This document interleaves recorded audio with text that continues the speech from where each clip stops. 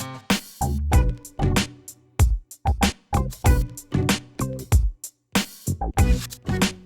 guys, Mustafa here, author, speaker, coach, and welcome to another edition of Motivated Muscle, where you learn the mindset secrets to help you burn stubborn body fat and add lean muscle. And in this video, I want to talk to you about patience. So first of all, why is patience so important?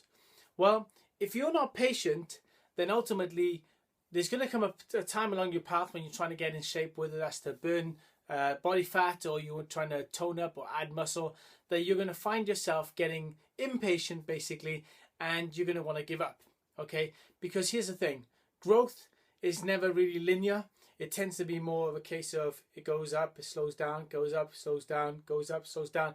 You're gonna come to points where there's going to be basically no results maybe happening for a period of time, and then there'll be a growth spurt. Okay, so if you can't have the patience to wait for those things to happen as you're working towards it, then ultimately you're going to struggle and you're going to give up and you're going to go back to your old ways, and you're ultimately not going to have the things that you're after in terms of getting in shape. If you want a six-pack, you're not going to get that six-pack with that attitude, and you're also not going to be able to add muscle with that attitude over the long term. Okay, however, if you have got patience, then you open up a world of opportunities to yourself, because now you can almost accomplish almost anything that you put your mind to. Okay, so if you're patient, let me give you a little example here. I'm part of a speaking club called Toastmasters, and I joined probably about a year and a half ago. And when I first joined, my speaking skills weren't as good as they are now. Okay, but I've had to be patient because I go to Toastmasters maybe twice a month, and I've been doing that now, like I said, for about a year and a half. And every time I go, I'm learning new skills. And when I first started, the learning curve tends to be the steepest when you first start anything. When you first start anything, there's just a ton of new information to take in, right? And then once you're familiar with all the jargon, the terminology and all that stuff, then eventually it's going to seem like, okay, I know it all now, but you know it at an intellectual level, but not at a neuromuscular, or it's not at a sort of ingrained level. Okay, so you're not going to know it within yourself. You might know it academically in your mind, but you're not going to know it within yourself. Okay, so what happens is when you start, like when I was doing public speaking, I would start off, and then over time my public speaking skills would improve.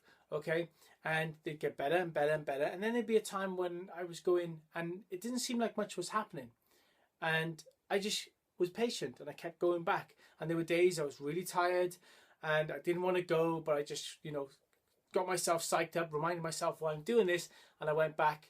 And then I would go and I'd come home and I might be tired and exhausted, and I'd be questioning and doubting and stuff.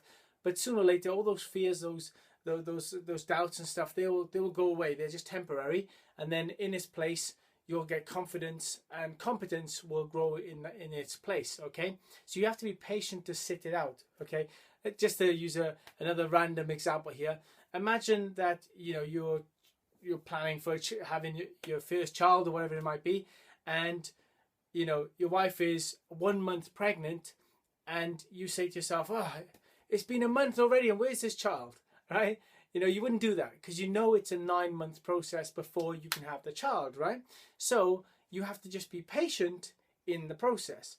Okay, and when it comes to getting in shape, you're going to need patience as well, because depending on wherever you're at in your process, it will depend on how long it's going to take you to get there. Okay, so I live in Cardiff, and for me to say get to Bristol might take half an hour, okay, in the car, but it might take 3, depending on traffic, 4 hours to get to London. Okay, now when sometimes I go up to see clients or meet friends up in London, I might be on a coach and there might be a traffic jam, or there might be there might be queues, or there might be an accident or something like that, and I'm stuck on the coach, and it's already been 3 hours and I'm nowhere near London. I've just sort of got over the bridge past Bristol or whatever, and I'm sat there thinking, man, like, I'm meant to be in London already, right? But the fact is, like, I'm still heading towards London. Okay, that's the key. It's not like I'm going to get off the coach and say, right, I'm going home. Yeah, I've committed to going, so I'm going to go.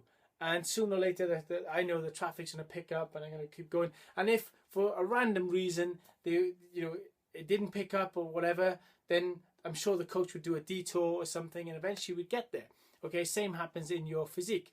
Like, I set myself a goal to get a 6-pack by a certain date. Now, I already have my abs. I'll just give you a little bit of proof there. My abs are showing, but they're not as ripped as I want them to be. Okay, and in my mind, I had a vision of what I wanted it to look like. And when the date came, they were kind of like this. It was a few weeks ago. They're kind of like as they are now, but I want them to be more ripped. So what I decided to do is be patient and extend the goal. Okay, I've just moved the goal now because I've reached the goal. I reached the deadline and said, okay, now I'm going to move it on by another 3 weeks and see what I'm in 3 weeks. And if when I get there, I'm still not where I want to be, guess what I'm going to do?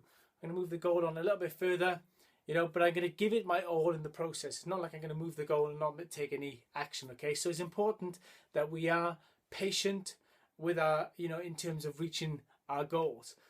So how do you develop patience? Well, really, it's just about committing yourself to what you're doing and then doing what you need to do over time. Patience is it's a mindset at the end of the day. It's something that you just have to develop in your mind, but be willing to take the action. So for example, anyone can say they're patient because technically we're all waiting for stuff in life anyway, right?